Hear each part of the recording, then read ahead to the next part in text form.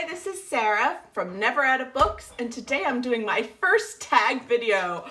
I was tagged to do this by Lisa from Brand New Book Smell, and I am so excited. This is the I would never tag. So I have my little journal here, and I'm gonna read from here. So the first question is, I never read that book everyone has read but me.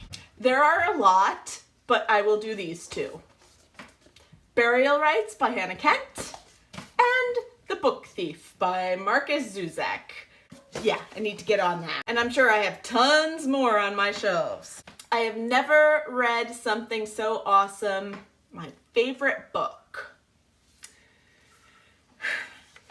I don't have a favorite book, really, but I have made a point of just picking one to make it a favorite book so that I have an answer for this. What's your favorite book? So my favorite book is The Secret Garden by Frances Hodgkin Burnett.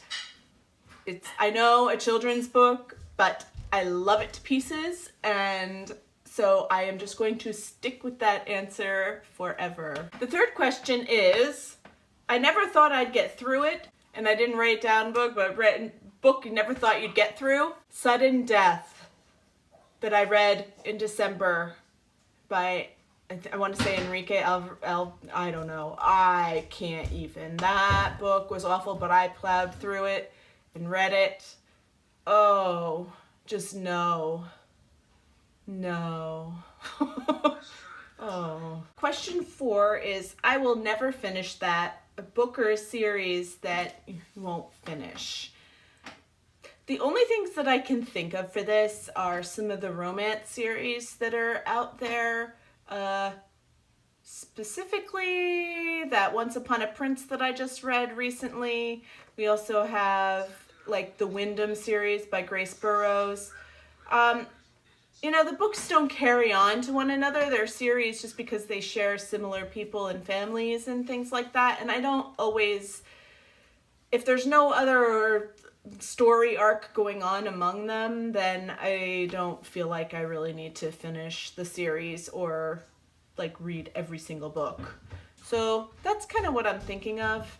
And the Once Upon a Prince is like a Christian romance, and I'm not really feeling it too much. So I have like one more, but I think there's like 3 more books in the series. I won't be finishing that. The 5th question is, I will never regret reading that. Book you were recommended that you just love. So The 13th Tale by Diane, and I forget her last name, was a book recommended to me by someone at work, and I am incredibly glad that I read that book. That book kind of got me into reading a bit more just literary fiction works. I hadn't really read any of that before, and it was so good. It had a twist at the end. I loved it, and to this day I recommend it to other people because I think it's really fantastic. Yes. If you haven't read it, read it. Question 7 is, I would never do that. Pick a book that's charactered, made decisions that you wouldn't. Pretty much every book has a character that makes a decision that I wouldn't. Recent books, like Six of Crows, I found Kaz to be annoying and make decisions that I wouldn't. A lot of romance novels have very strange decisions, like I totally don't get it. And The Blazing Star, she made some absolutely stupid decisions that I wouldn't. So, for the most part, every book has someone that makes a decision that I wouldn't. The 7th question, I never would admit it. Book embarrassed to lug around. I'm not too embarrassed to lug around even a romance novel with like Fabio on the cover. I'm not really embarrassed to lug around. But like 50 Shades of Grey, I wouldn't want to lug that around. Yeah, that definitely. Any of that series? No. And I don't know if it's because of the stigma of the books or what the story is. Although I will say, even romance novels, even young adult books, I've had adults come up to me and say, why are you reading that? That's for kids. Why don't you read something real? Seriously, I've had people comment on my reading before. That would not stop me from carrying around a young adult book, though. I do it. I take them to New York City and I read them in the subway. I do not care. But excuse me, 50 Shades of Grey or those, I have never read them. I have no desire to read them, and I would not want to read them in public. Eighth question was, I never read anything so heartbreaking, a book that touched you. Oh boy, I hate it when books touch me. I'm so evil like that. What Milo Saw was incredibly touching. And that's what I think of first because of his eye disability, and he's a young kid.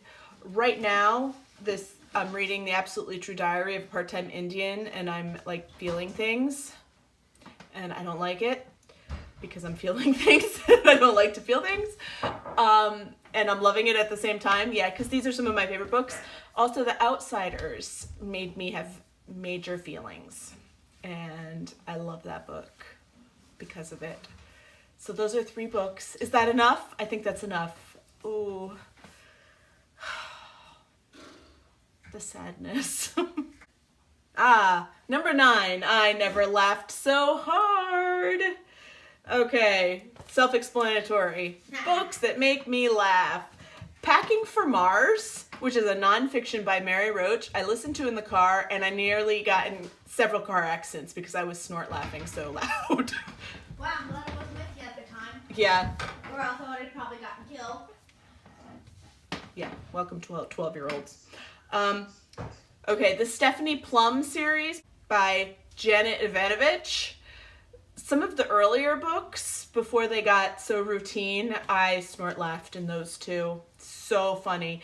That, and I gained 10 pounds when I read them because she's always eating. And this latest Meg Cabot series, it has Big Boned, Size 12 and Ready to Rock. I forget what the whole series is called.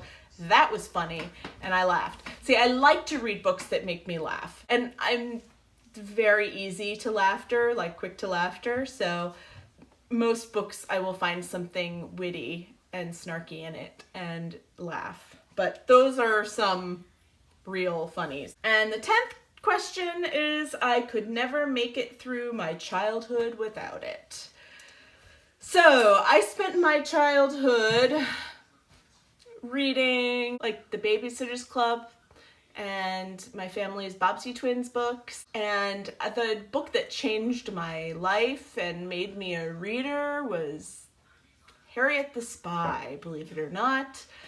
That's the first book I remember reading and not being able to put down. That and a couple of the Babysitter's Clubs. So I am thankful to those. And as I grew up, there was no young adult when I was growing up. And my grandmother got me the Zebra historical romances. And I started reading romances at a pretty young age. And so I am actually grateful to that too. Because otherwise I wouldn't be here as a reader. I might not be a reader if I hadn't had those sorts of books to read. Because I don't like unpleasantness.